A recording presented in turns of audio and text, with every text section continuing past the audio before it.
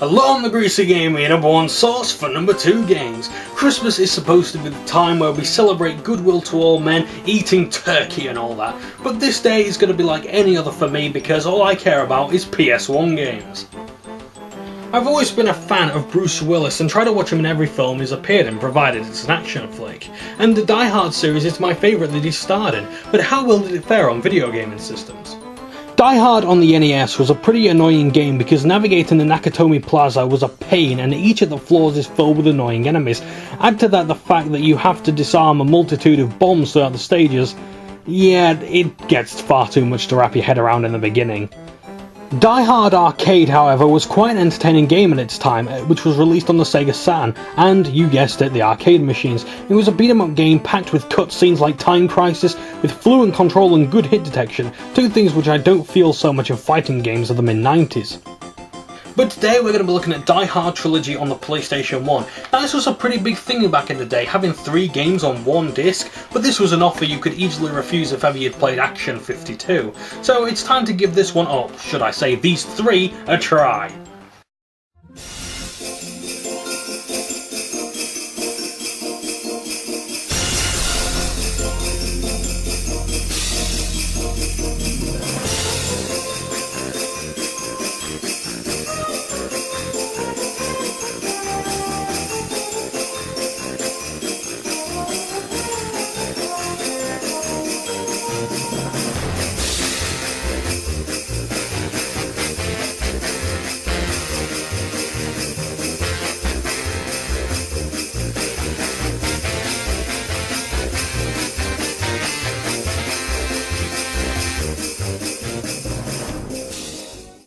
The Die Hard Trilogy is just that, the first 3 Die Hard games of different genres on one disc.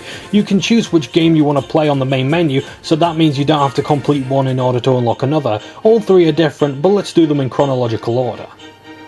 The first game, simply called Die Hard, is a third-person shooter where you've got to kill all the terrorists, save the civilians, and defuse a bomb at the end. The gameplay is pretty self-explanatory and requires no strategy whatsoever, but it's quite a good run-and-gun game nonetheless. There's 19 floors in total, and that isn't all that bad, or at least you'd think. Let's think back to Action 52 where, although there's 52 games, they're still relatively short. However, these 19 levels, while fast, are still really good fun to blast through. Where this game immediately improves on the NES title is the navigation. Moving a character could be better, but the control isn't stiff nor irresponsive. Finding your way around is so much easier thanks to the addition of a map, and most of the levels have a small area. The enemies aren't very intelligent and don't do much to take cover or even resist. They'll still hurt you if you let them, but being the barefoot streetwise cop you are, these guys should be a doddle. They do, however, keep respawning until you free all the hostages. But wait a minute. Let's just talk about the movie for a second. In the film there's only 12 terrorists and it runs for just over 2 hours, but in this game there's fucking loads of them! In the first level alone there's around 15 tangos for you to take down, and the number only increases as the levels go by. The game is overly generous with your weapons. While you have access to very few weapons like a handgun and some machine gun, you have infinite ammo and 15 bullets per clip. As said earlier, it doesn't take much to bring down your enemies, so there's hardly any tension to be found.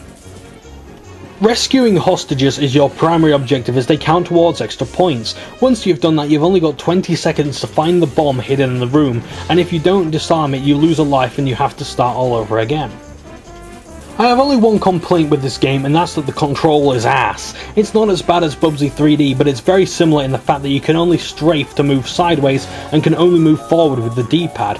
Plus there is no tutorial for the controls, so you have to guess what everything is, and that takes some getting used to. Well, that's one game covered. What, you actually thought there was more than that? Well, so did everyone else who bought this thing! The second game goes into rail shooter territory, where you would think that the gun con would work, but unfortunately it doesn't. At the time this was considered bullshit, especially when the Sega Saturn could use their light gun, the Stunner. Once again the gameplay is self-explanatory, where you have to avoid killing civilians and taking down terrorists with the standard controller.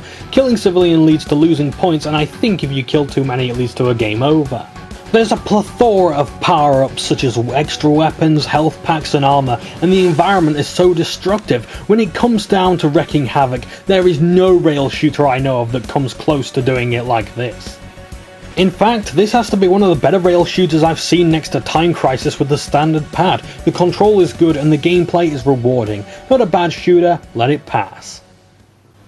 Die Hard with a Vengeance is the third film and the final game of this trilogy. Many agree that this film was the worst of the three, but I much prefer it over the second. Anyway, the gameplay here is almost non-existent. I mean, what is there to talk about? You drive around in a city colliding with bombs to disarm them, as well as causing some pretty decent 32-bit explosions. There's also pickups you can find along the way which all grant you more points, but they don't have any lasting effects on the game. It makes me wonder why this game has a point system. I mean, most PlayStation 1 games were just about getting to the end of them, but even if that's not the objective of this one, how come you can get multi-million points early on? I kid you not, getting points in these games is easy and don't really count towards anything. Sure, you can compete with friends, but this was released in 1996, not the late 70s when that's all that mattered. I'm not trying to complain for the sake of it, I just think that this is a poor substitute for genuinely fun gameplay. The control is horrendous though, and I'm not trying to blame it on the D-pad. It feels so static and tries desperately to go in another direction when I don't want it to. If this were improved, this one might be considered playable. Believe it or not, that's the Die Hard trilogy covered, but before we end this review, let's just have a look at what all the games have in common. The visuals aren't bad, in fact they're pretty good for 1996. The view distance in the second and third game is impressive, though in the first game there's this black fog which covers most of the background. The character models are blocky, but this is to be expected of the PS1. If you wanted circles, you had to get an N64. The only reason why I chose to do this for the Christmas special is because it apparently has some Christmas music in it. Oh, and some of the films are based around Christmas time. If they do have Jingle Bells or Silent Night, they were too forgettable to notice. But anyway, the soundtrack, I have to admit, is kick fucking arse with its heavy rock hits amongst other genres. I didn't hear any Christmas music though, but oh well, at least the songs that do play are tip top in my book. If I have one complaint about the sounds, it's the voices. Now, I'm not trying to critique the voice clarity because it wasn't seen that much early on in the PS1, but whenever you hear voices, chances are it's either generic shoutings or yippee-ki-yay. Yippee-ki-yay! Yippee-ki-yay! Yippee-ki-yay! Yippee-ki-yay! Here we go again! Right up here! No, no, no!